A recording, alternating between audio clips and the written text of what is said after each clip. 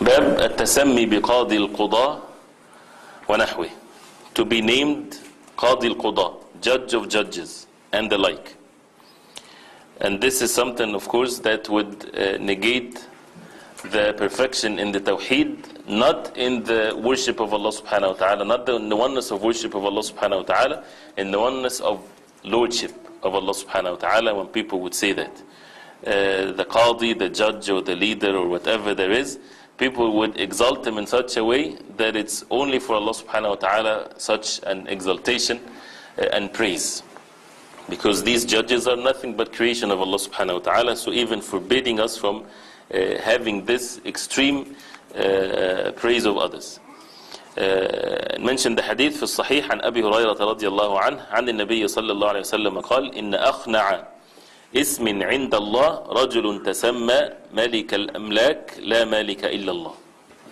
The hadith of Abu Hurairah رضي الله عنه, that the Prophet صلى الله عليه وسلم said the most perfidious or awful or meanest name to Allah is that of a man calling himself Malik al-Amlak, which means the king of kings. In fact, there is no king but Allah. Quoted by Bukhari. A person can be a king, yes, with regarding to, again, human beings to one another. But the real essence of ownership and kingdom and so on, Allah subhanahu wa ta'ala is the owner of all things, and He is the king of all subhanahu wa ta'ala. Right? In the real meaning of it. So what is worse is when a person would say that he's the king of kings. That means what? What is left for Allah subhanahu wa ta'ala?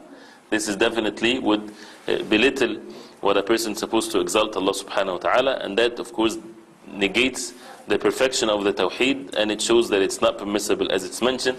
And we would see even in this the perfection of the deen of al-Islam that cut all the leads for anything that would undermine the tawheed in the present and in the future, because this is the last revelation from Allah subhanahu wa ta'ala. Anything that might lead people to have their hearts depend on other than Allah subhanahu wa ta'ala, you would find it not permissible, you would find it worse even than major sins. And this is the perfection of the deen of al-Islam, and one of which, even for someone to say that, even if he means or people mean with regarding to people to one another, still it's not permissible to say that. Why? Because it's something that has to be only for Allah subhanahu wa ta'ala.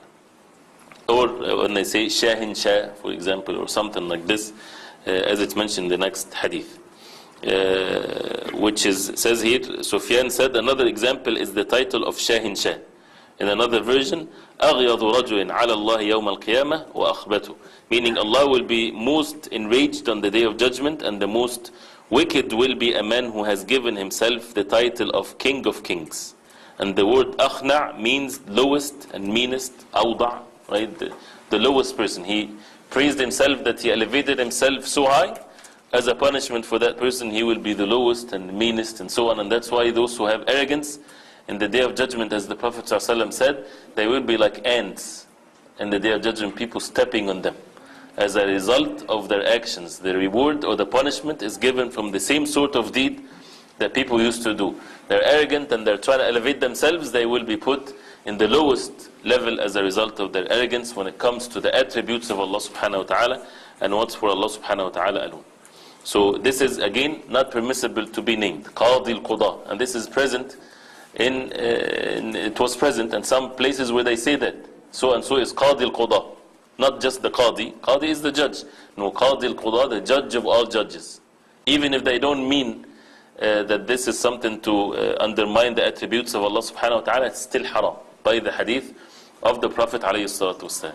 I'm not sure in other languages whether they use, probably use something like this, the King of Kings, the whatever, Shahin Shah, no, Shahin Shah, Shahin Shah.